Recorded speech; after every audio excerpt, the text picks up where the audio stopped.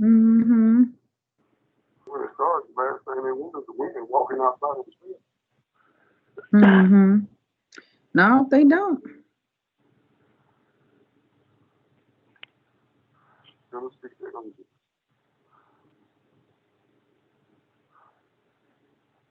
Well, they take me a bath. Then I'm Miss Brown? If I eat first. Mm-hmm. Miss Brown, can you hear me? Miss Brown? I'm going to take my bath first and then eat second. Miss Brown? Mm-hmm. Miss Brown? You going to do the same thing you get home. Yeah, it's gonna be late when I get home. Hey, Josh. Good evening. I won't be able to just pass out. I'm getting in so late. I was trying to let her know I'm that gonna sleep. I'm her gonna take my sleeping thing pills was good tonight. I'm on, gonna take but everything I don't tonight. think she can hear us.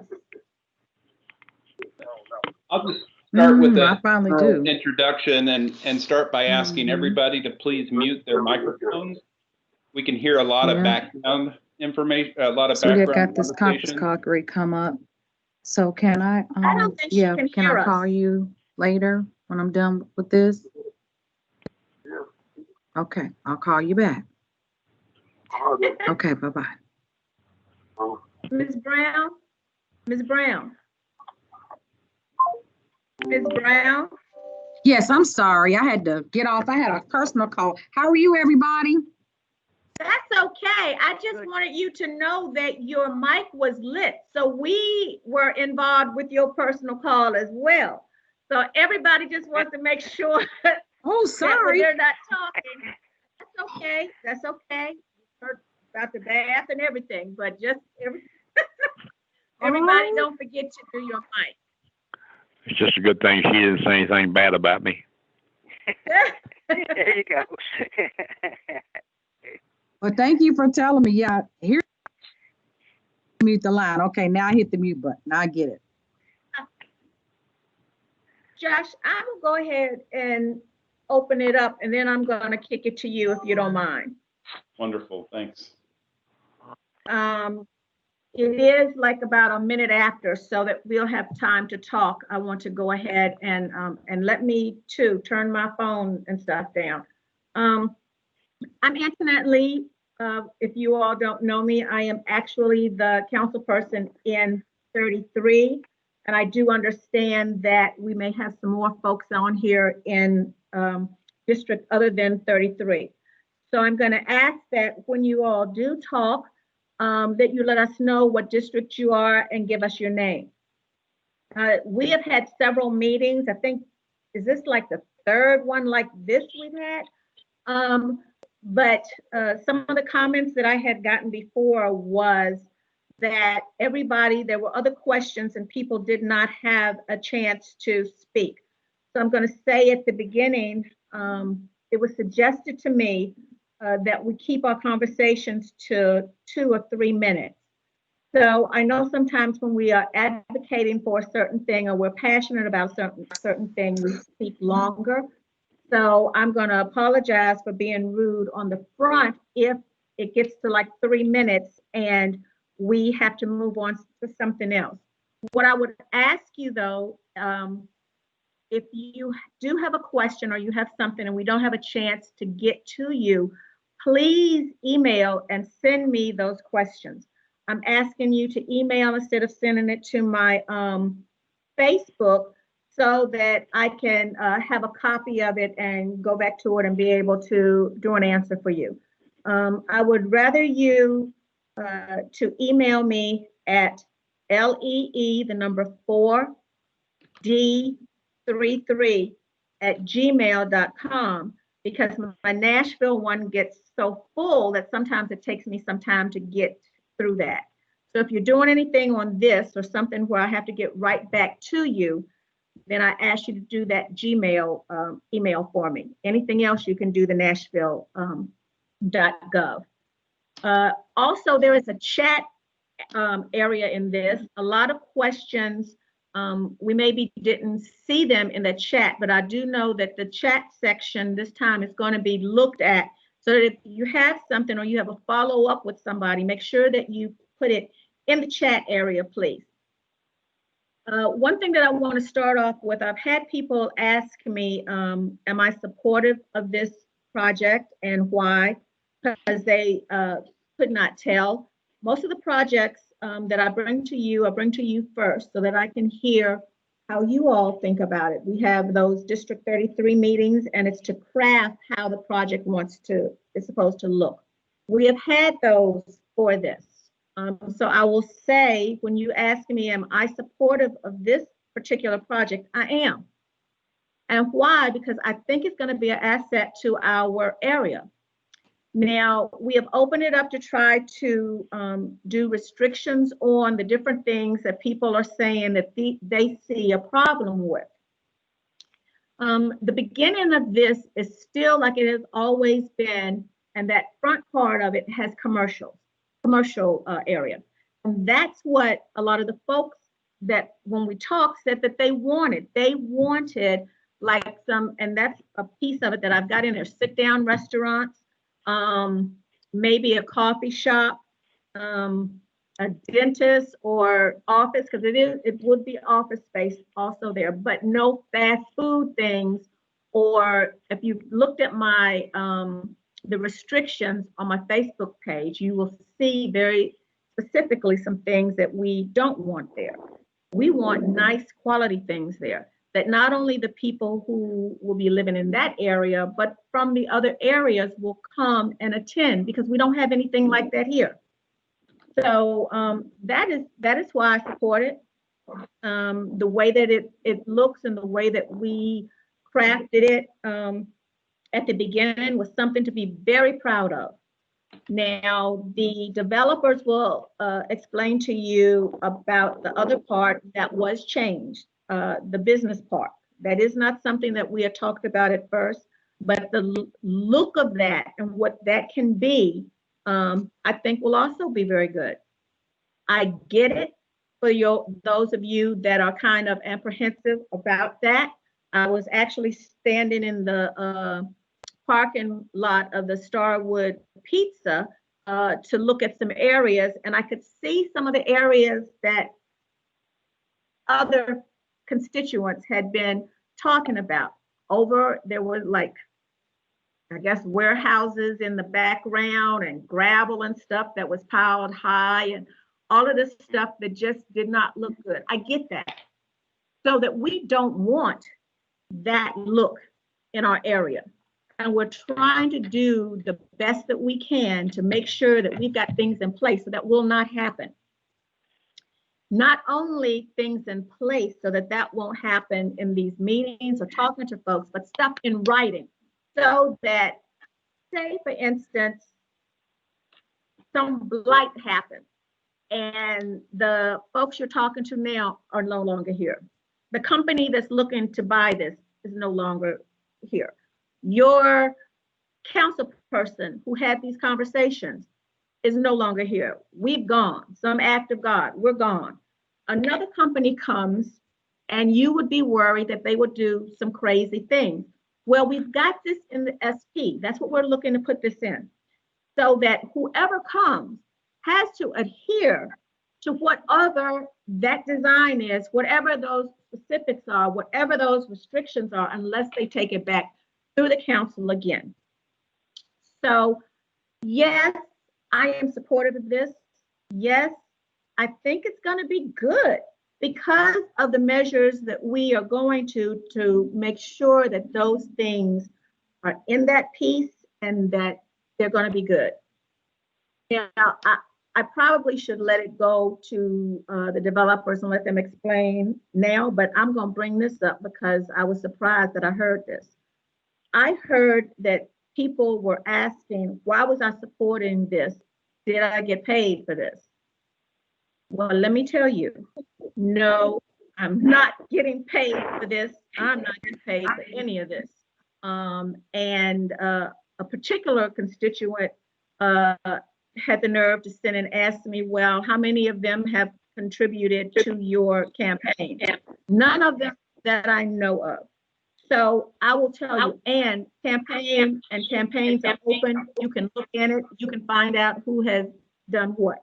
I just want to put that out there because I don't like stuff that's just going around in the back, people taking backhanded shots at folks and that kind of thing. So I just want to let you know, as far as I know, unless somebody put something in an account that I have not seen yet, and that is not a part of who I am. So no, I'm not getting paid for this.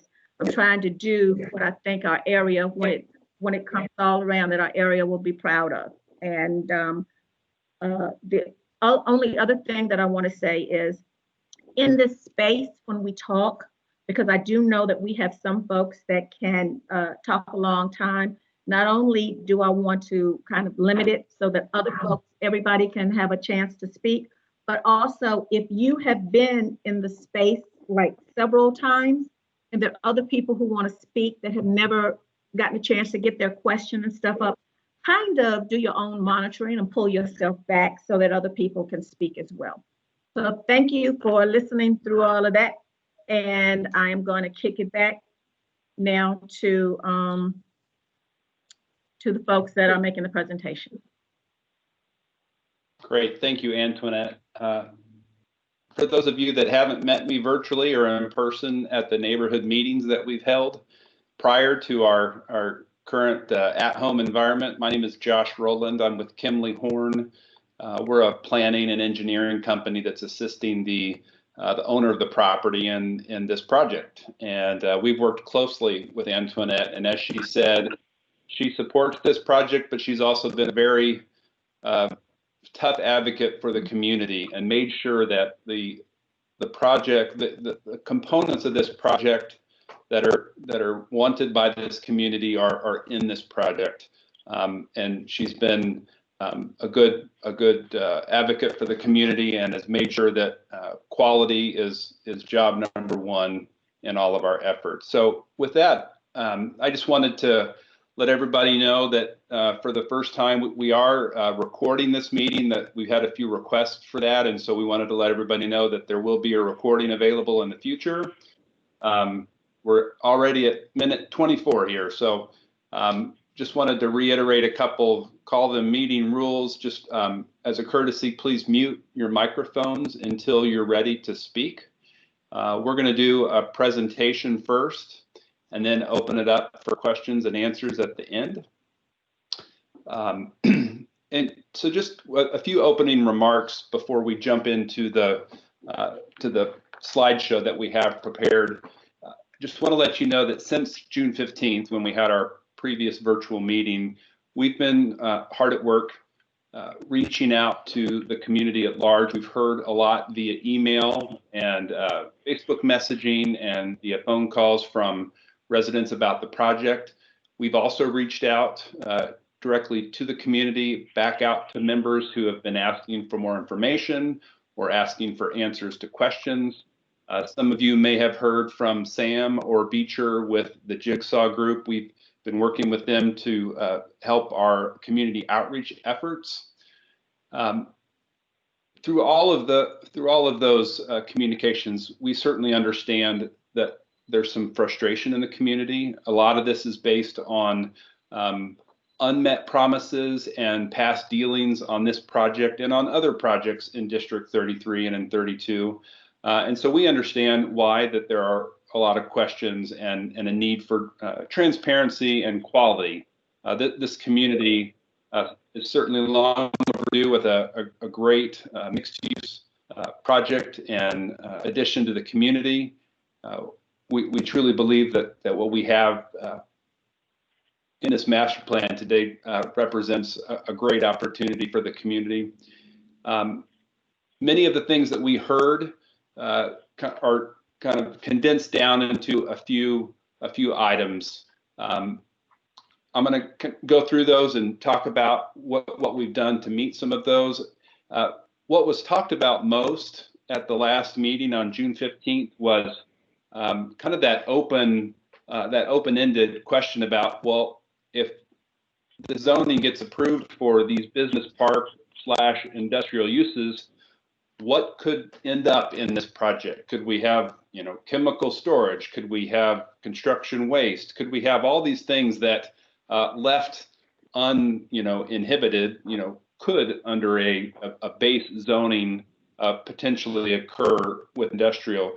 The one thing Council Lady Lee has insisted is that we do an SP zoning, which means it can be crafted and restricted. And so what we promised at the last meeting was that we would go and look at the long list of uses that are allowed in IWD, which is a light industrial use, and we would restrict uses that are undesirable. And as Council Lady Lee said, if my current client and developer goes away, and if Council Lady Lee goes away and this project is developed 5 years from now, these same restrictions that we're going to share with you tonight will still be in place, and they will live with the project through this SP zoning. So we have amended our bill, and we have added a list of uses along the restricted uses, and I'll go over those here in a minute.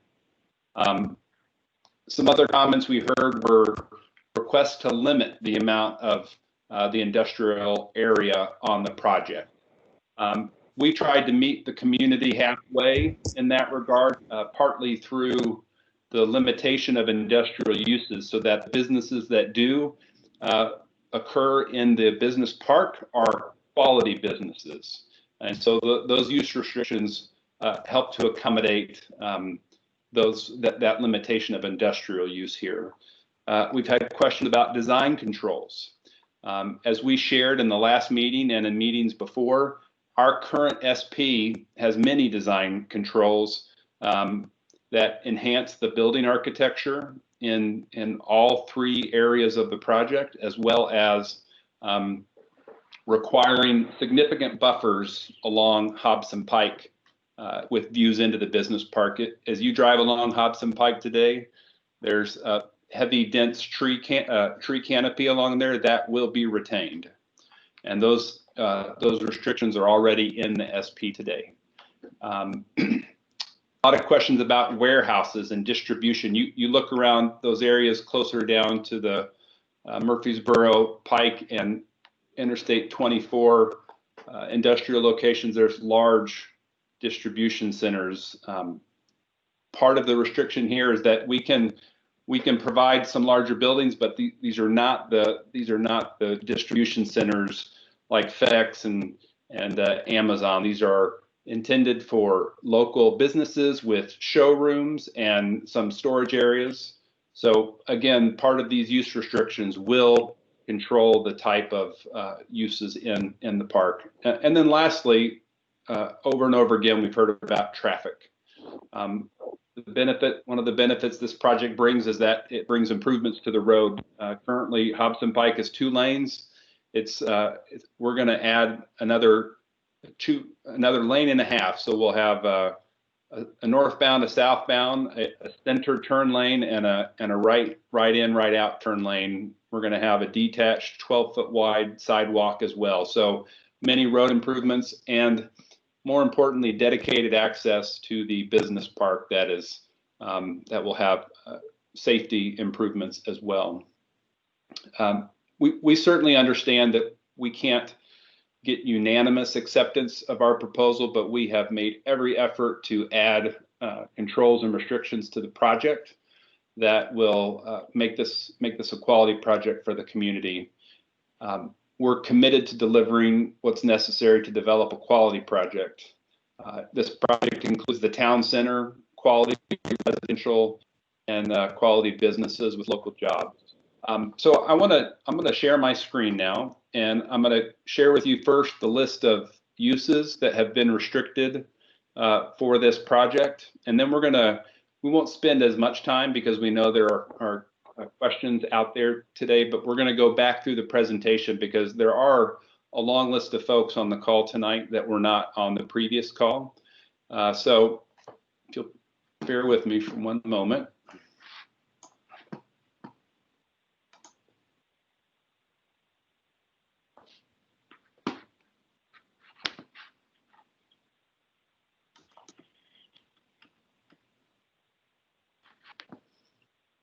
Hi, Tim. Did you happen, Josh, to tell them who Tim was, just in case for those that are new? Sure. Also with us today is Tim Bassett with WPT. He's the developer and employee of WPT. Tim, do you want to make a brief introduction? Sure. Yeah. Again, Tim Bassett, and the acquisitions director for WPT here. And just appreciate everyone coming on to listen here. Again, we purchased this site in May, and again are looking forward to creating this project, and a project again that we are going to be long-term owners of, and a project to develop that everyone can be proud of here in the community. Thank you, Tim. So with that, for those of you that aren't, familiar and find, some of these land use requirements, a little bit nebulous and confusing.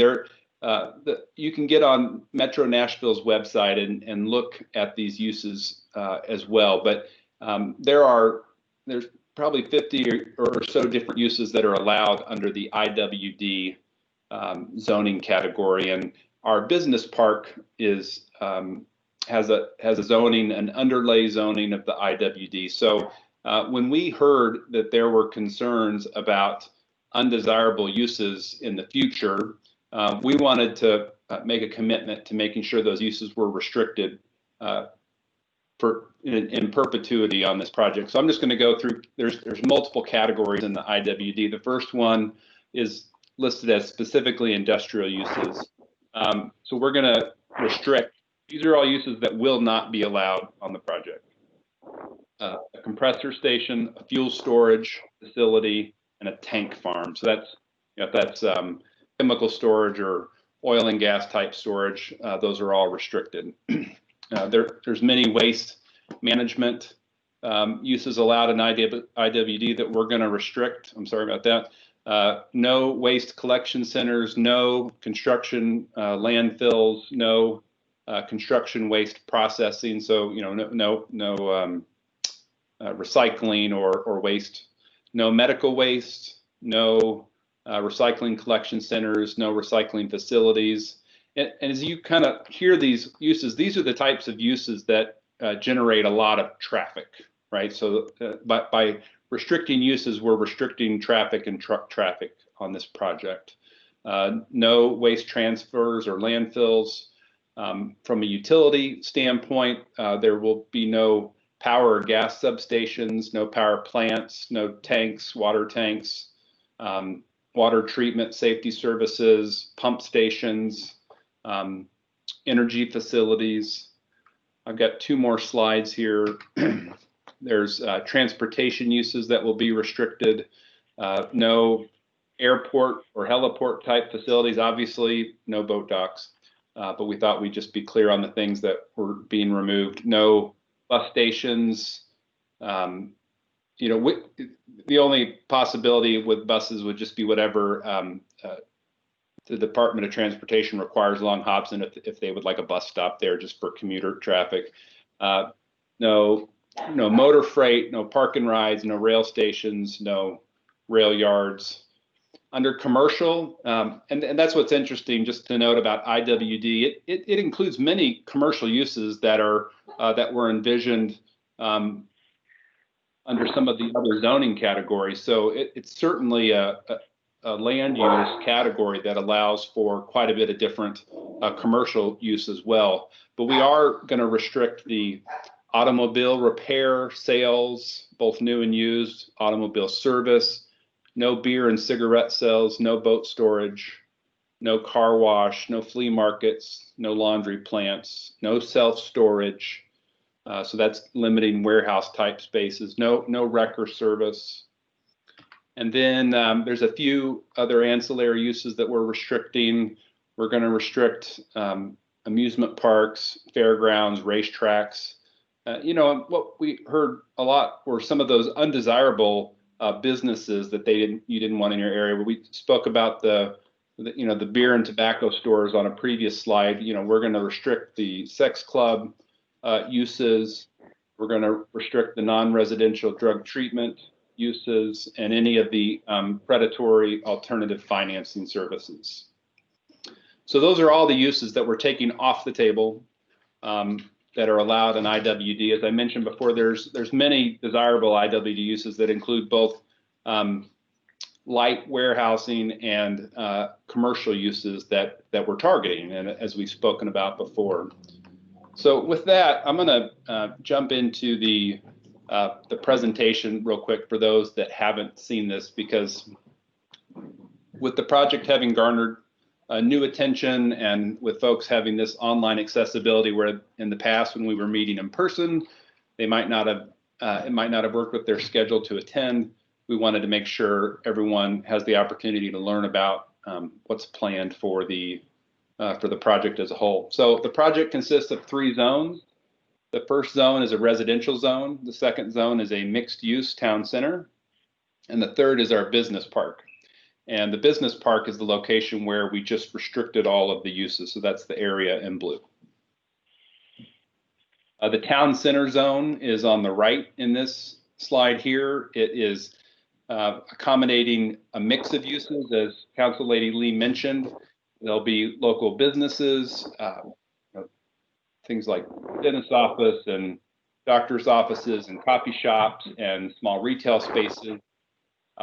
When you get into the detail, and I'll get in a little more detail here in a minute, we're allowed to have 1 to 3 story buildings in this zone. There is allowed to have some condo type residential on the 2nd and 3rd floors of this mixed use, and it's truly meant to feel like a town center space. What you'll notice in the middle of this slide is probably the best feature of the project is we're calling it our festival park, and it helps to join our residential and our mixed use area together, and it's intended to kind of capture and retain some of that Starwood amphitheater component, where we could have a nice level public park space where in the future you can have art in the park or jazz in the park or farmers market or small festivals, be it music or art type space. So really a civic element to the park to really provide a destination location for the residents, because that was one of the resounding things we heard about uses that wanted to be kept in the community. In the town center, excuse me, I'm going to jump back here. So that on the left side of the town center here, we have our residential uses. We're going to allow single family homes for sale and townhomes for sale as well. So again, this is not rental. This is not apartments. These are high quality for sale residential. As far as the residential is concerned, we're allowed up to around 120 homes in this area.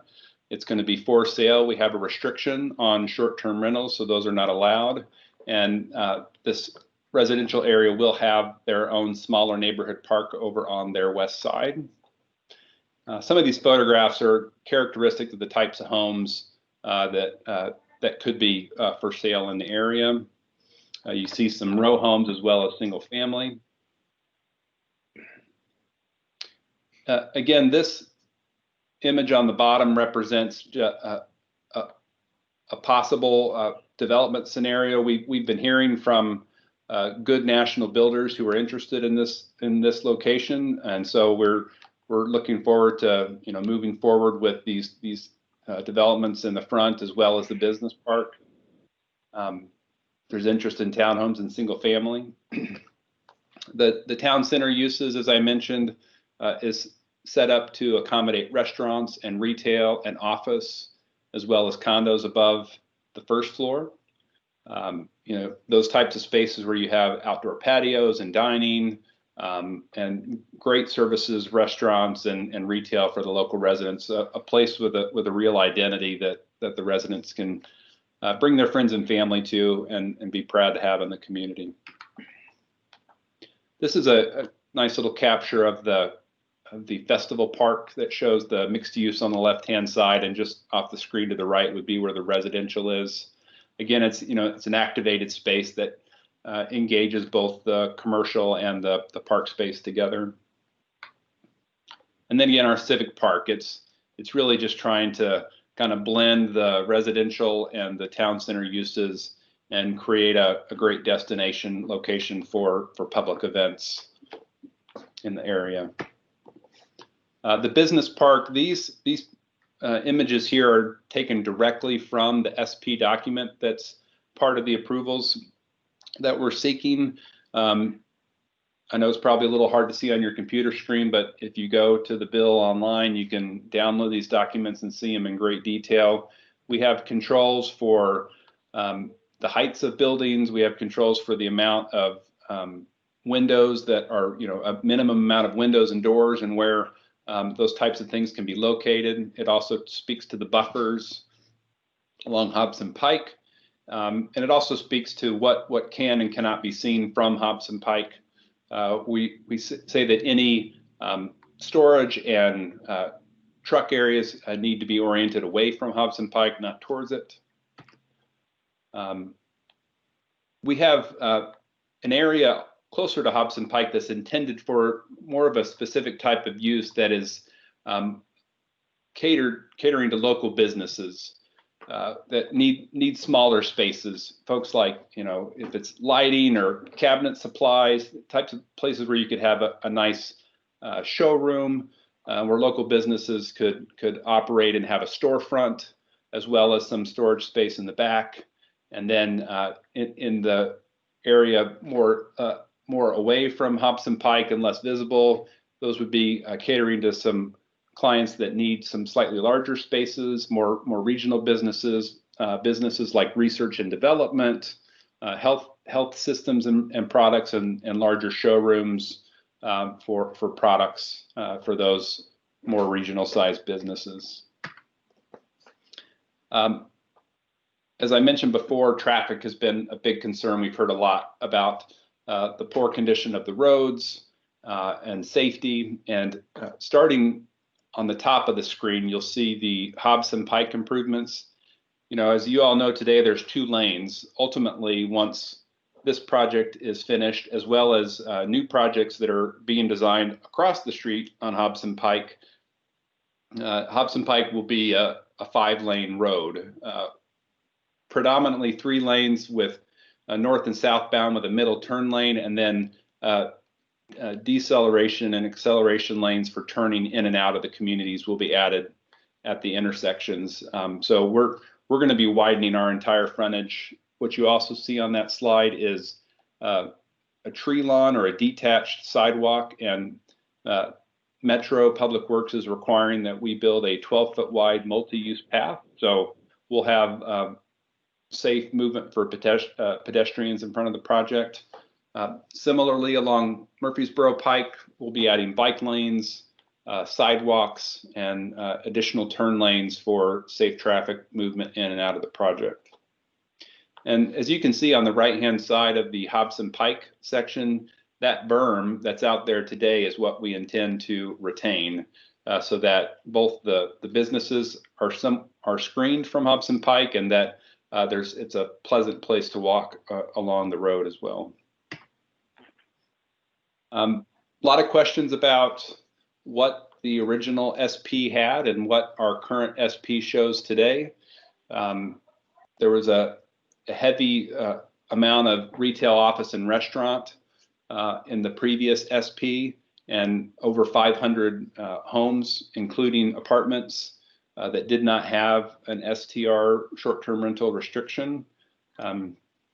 Our new SP has less retail and office in our mixed use, but we'll certainly have additional office and showroom type space in our business park area as well. We have fewer residential homes, maximum of 120, as mentioned before, and we've added the business park use as well.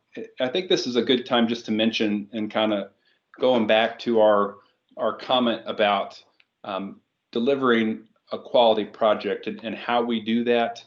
The reason, one of the many reasons that this original SP from 2008 has been undeveloped for the last 11 years is that intensity of retail and restaurant and office and residential uses it required such a high level of both utility and offsite improvements that it made the project not feasible. And so what we're bringing not only is a quality project for the community, but it's the right balance that does a couple of things. It has 75% less traffic on the roads than the original proposal. It has a significantly less impact to the school district, which has school facilities that are overcrowded, and it's that right balance. So we're committed as a group to bringing a quality development with quality businesses, and it's a development and a project that we can deliver immediately, and it's able to meet all of those improvements. We're able to improve the roads, improve the utilities, and deliver a quality project. These are a couple of the benefits we went over on the previous call.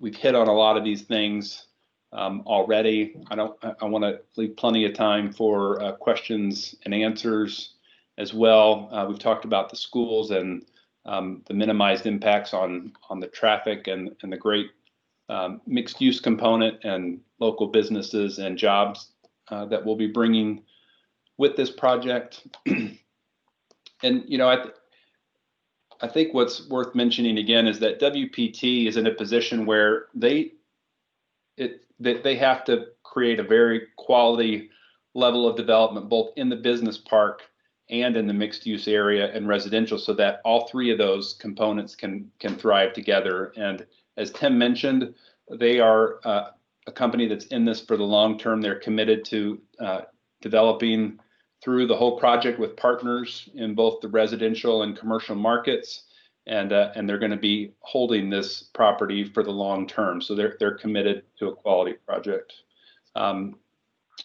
If we're able to get our approvals, we will commence construction early next year. There'll be a stage over the next 6 or so months where we develop the final plans and get the construction approvals and begin work next year as far as schedule goes. And then lastly, just kind of hitting over the history of our outreach. We had 2 neighborhood meetings in person before COVID. Excuse me, we had 3. We had one at Cane Ridge. We had 2 at the Smith Springs Community Center. And then since then, this will be our 3rd virtual meeting tonight. And then we also have the Planning Commission meeting as well on April 23rd. So with that, that's the end of our slide. Council Lady Lee, was there anything else you'd like to add before we open it up for questions and answers?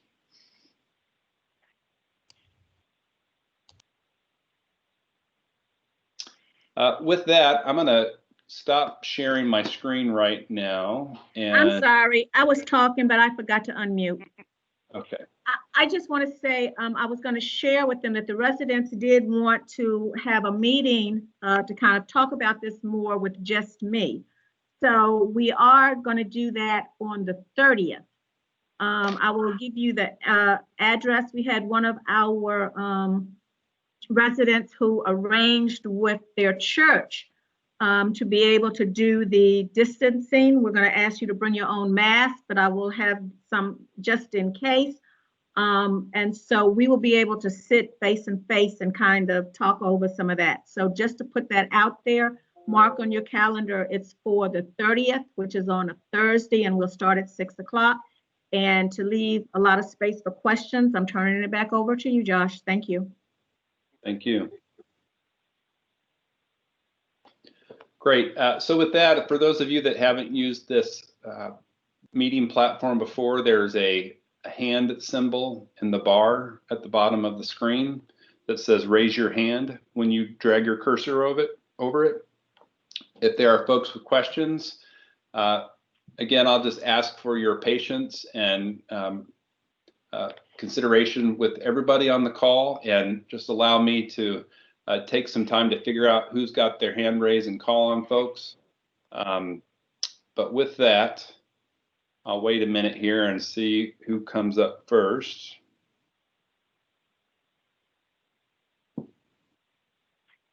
Martez Coleman, did you have a question? I actually don't have a question, more like a comment than anything. First of all, I want to piggyback on what and Councilwoman Lee said about the July 30th community meeting with just her and all the people in the community. It will be at the Rural Hill Church of Christ at 564 Bell Road in Antioch, right next to Ezel Harding School. It will be, we have enough to seat 250, 6 feet apart. I will be checking your temperature as you come in. And if you don't mind, as Councilwoman Lee said, please wear a mask. That being said, I just want the community to know I live in District 33. I love my district. I want to see something that is going to excite not just me, but everyone in that district and benefit our district. To have restaurants, to have new houses, to be a community base, to have parks and all that goes along with that. So I am in support of this, and but I'm always one to listen to those who don't support this, because sometimes it's just a misunderstanding, and sometimes it's a lack of communication. It doesn't matter who part that is on. It's just that when we have these meetings, and the last 6 or 7 is for all of us to get on the same page. And that's what we're trying to do. So that being said, I'll pass it back to you. Thank you. I see Linda Witt. Did you have a comment or a question?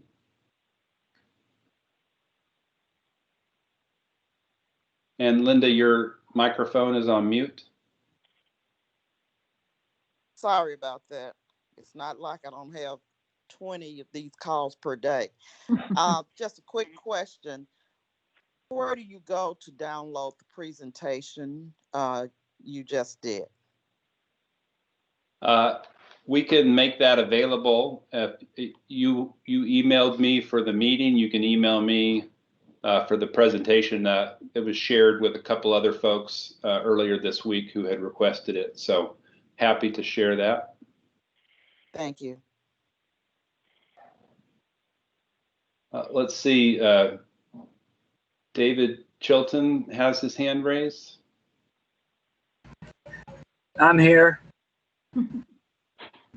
David, did you have a question or a comment? Well, I just wanted to comment. You know, I've been very interested in this project since day one, and even long before Ron Buck was involved in it, been interested in seeing this property get developed. And, you know, I've said it over and over, and I'll just say it again. I am very much in favor of this. I think what Ron Buck and the new people involved, I think they have been over backwards to satisfy most, if not all, of the community's wants for this area. Growth is inevitable. We've got a lot of houses being built around there, and you know, we've got a new Thornton's gas station coming up on there, Mountain View and Murfreesboro Pike, and growth is inevitable. And it's so good to know that this developer is willing to work with what the majority of the community wants to see at that site. So I just maintain my support, and I look forward to see this be developed and be a beautiful thing for our community. Thank you. Thank you. The next, I don't have a name for this guest, but their circle has a number 9 on it. So if you know who you are, I'm calling on you, but your microphone is on mute.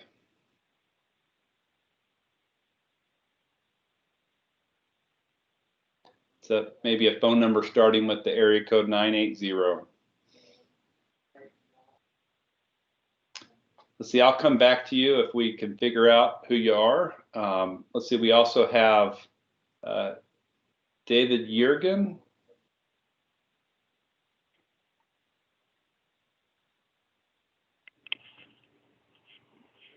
Yes, this is David. David, Can did hear you me? have a question or a comment? Just a comment. I've owned property out there nearby for like 44 years, and thought I'd retire and die there. But then Starwood opened, and the original Starwood, and the speakers were aimed right at us. And even though I love country music, and like it loud, then the other kind of music, it just didn't work for us. But anyway, we at that time, we lived there for 10 years, and we moved out to Mount Juliet, and we retained the property, and we've, rented it to different people off and on for the rest of the time. But just to say that I'm fully in support of what they're looking to do what the developers are looking to do out there, because it's just been a shame to see the open parking lot and stuff for the last 12 to 14 years and nothing being done. So I'm excited about it and fully in support of it. And I guess that's all I need to say. Thank you.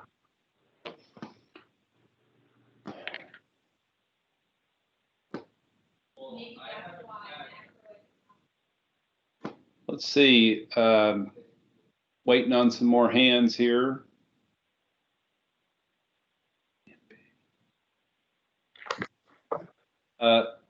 Nashani Brown, you have your hand raised? Yes, this is me. Can you hear me okay? Yes. Okay. My question is, I'm kind of late joining everything. I am a homeowner in District 33. So I'm trying to get a timeline. After this meeting at the church that we have the 30th, can you just summarize for me the timeline? I know we're going to decide if we're in favor or opposed, and then what the steps are as a homeowner and resident for District 33. What can I look forward to doing so that time-wise on a calendar, I know I need to take action on this date to do what? It just depends, because it is coming up again in the council. I believe it's August the 4th. So it depends on whether we go ahead and vote it because it's up for the third reading, or whether we defer it again because we've got some more work to do on it. So that kind of depends. It depends on that or how fast it'll move.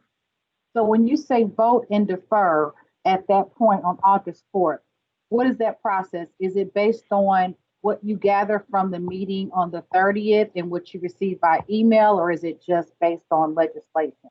How does that vote occur? Where do those numbers come from? Okay, so those are actually council members voting for a bill that I am presenting.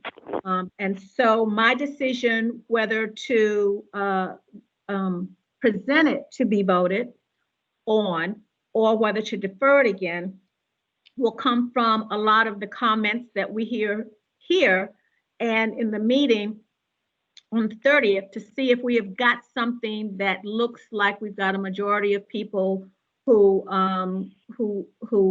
think that it'll be a good thing.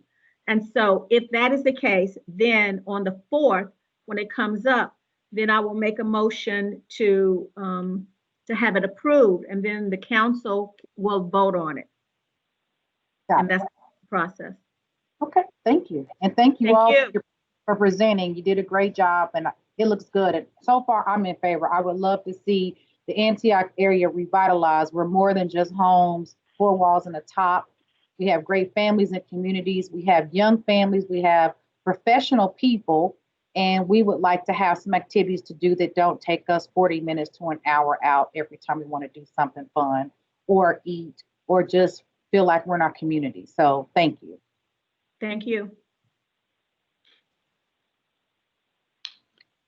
Okay.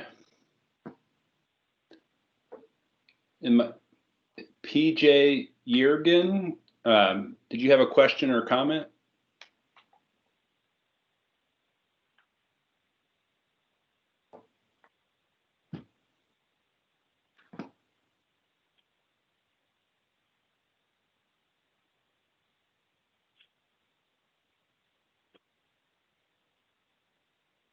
Let's see.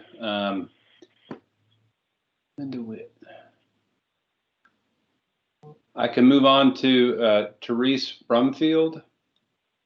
Good evening, thank you. There are people that are texting that aren't able to be unmuted or they weren't able to join Microsoft Teams. So I'm going to read a question and then I do have a few of my own. I believe this is from Catherine, and her question is, why is there a need to put in additional warehouses when many do not want them? There are over 2 million square foot of warehouses within a 2-mile radius. Much of this is already empty and unused. That's one question. I think the best way to explain that and answer that question is it's about the balance that allows this project to move forward. We're able to do a business park use in this area. You know, warehouses is a very broad term. There may be buildings in the area that are unused because they don't meet a need. We have local businesses that are looking for places to have new, fresh space and conduct business.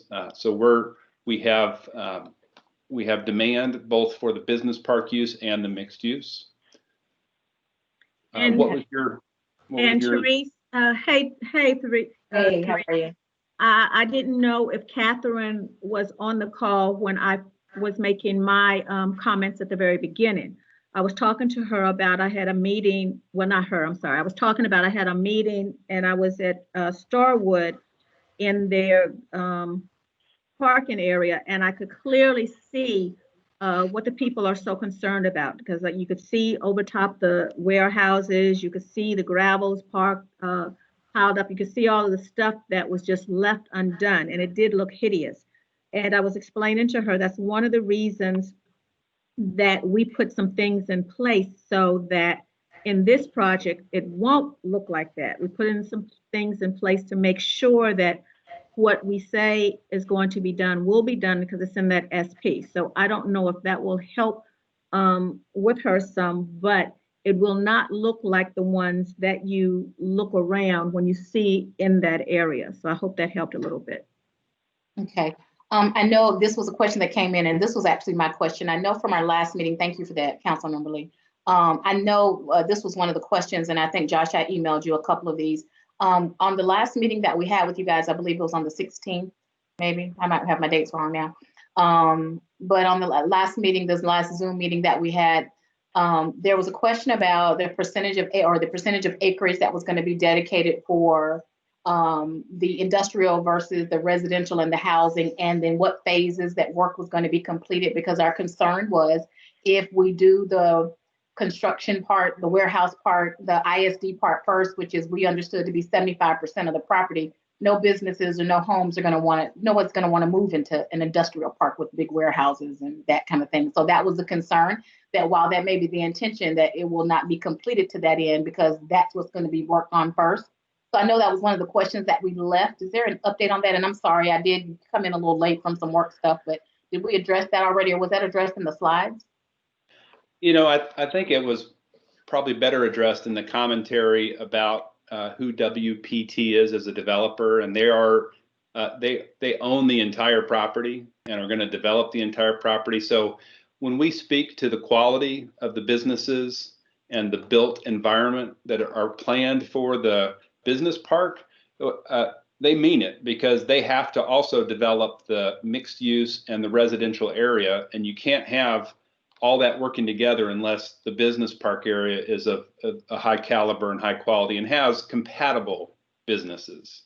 And so I think that's the best way to answer it.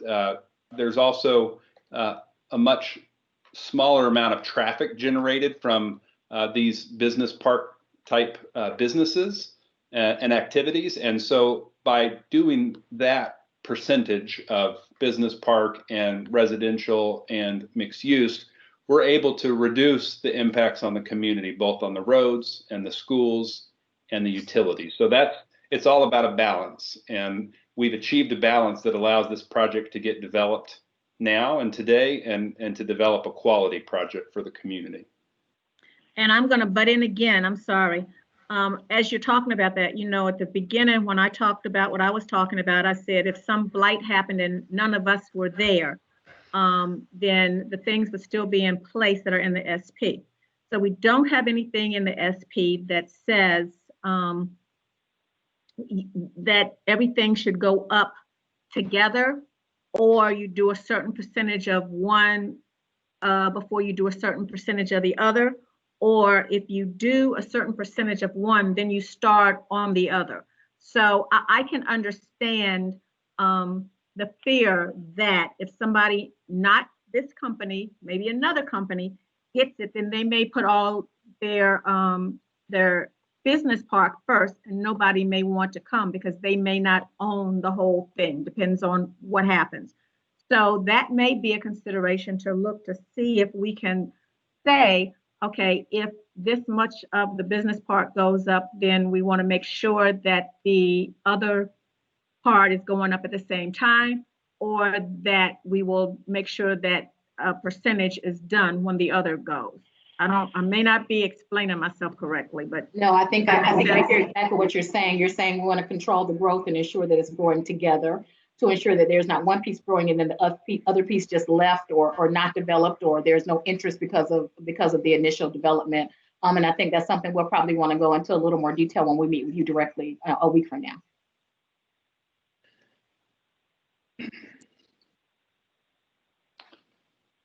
Did you have another question?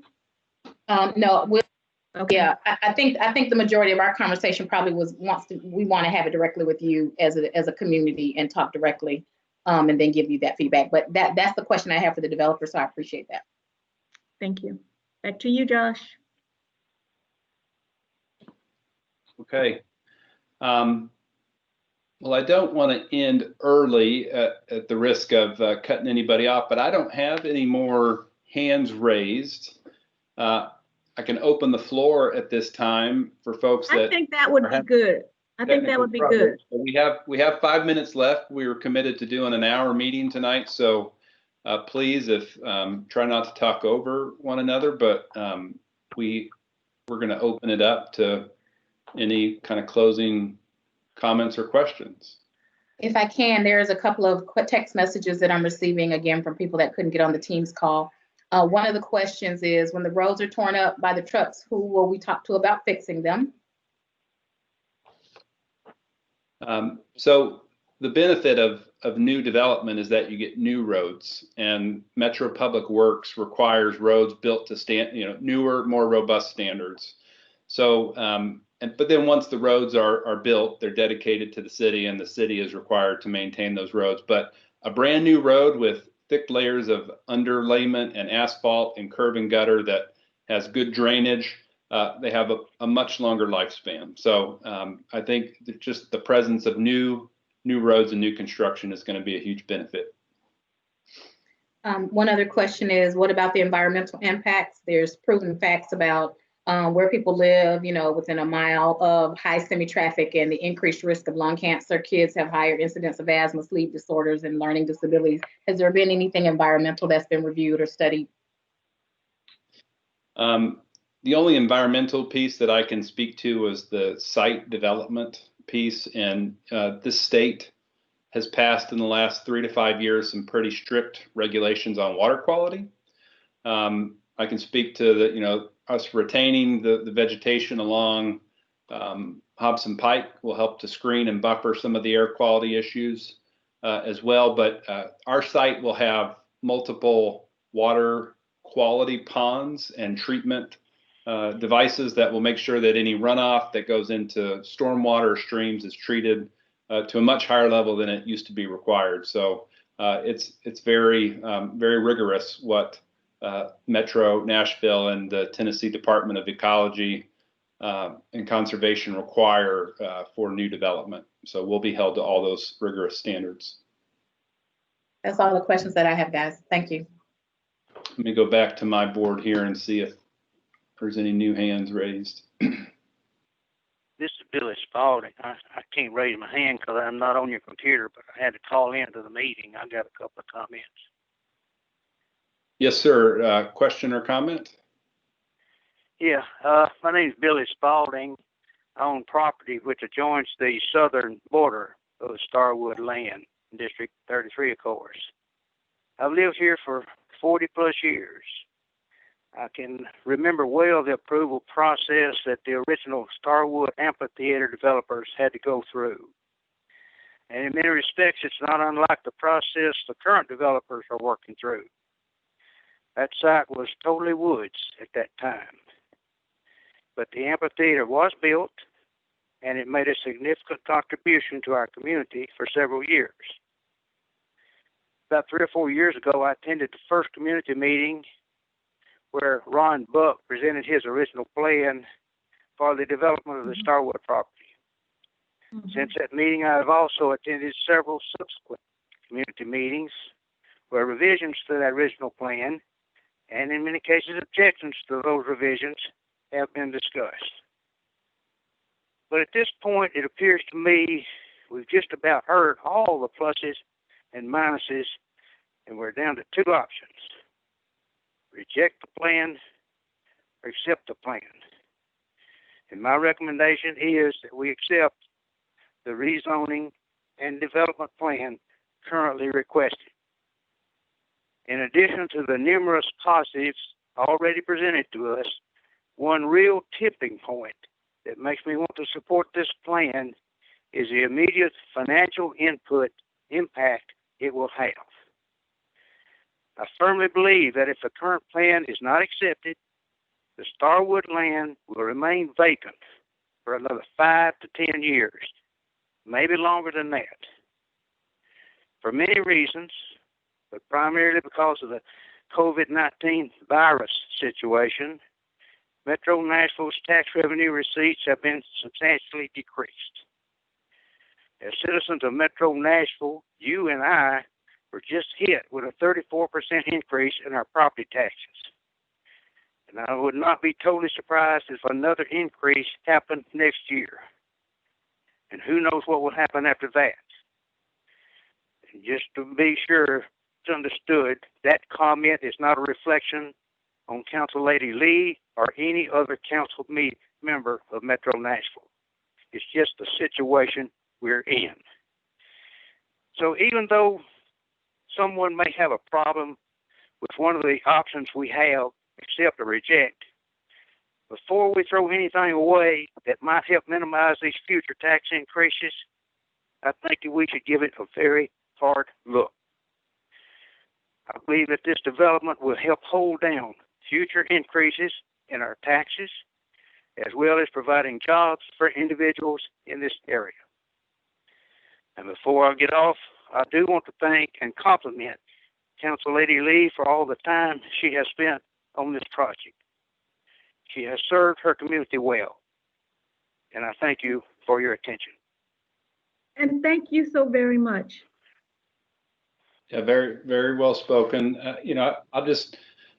I'll just add that, I worked for Mr. Buck as well before WPT, and Ron made every effort to get the plan to balance. And we worked really hard and working with Council Lady Lee's priorities to develop and deliver a quality destination for the community and quality businesses and quality jobs and improvement to the community. So with that, I don't see any new hands raised. We're a couple minutes over our meeting time. I want to thank everybody again for your attention and continued input in this process. I hope everybody stays healthy and safe.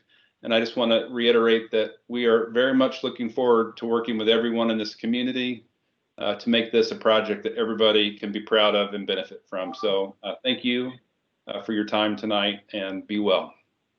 Thank you so very much. And before you go, would you give the address to the church again for the meeting that we're having on the 30th, Martez? You're on mute, Martez. Repeat that again, Antoinette. Councilwoman Lee. Would you give us the address to the church for the meeting on the 30th? Okay. Once more.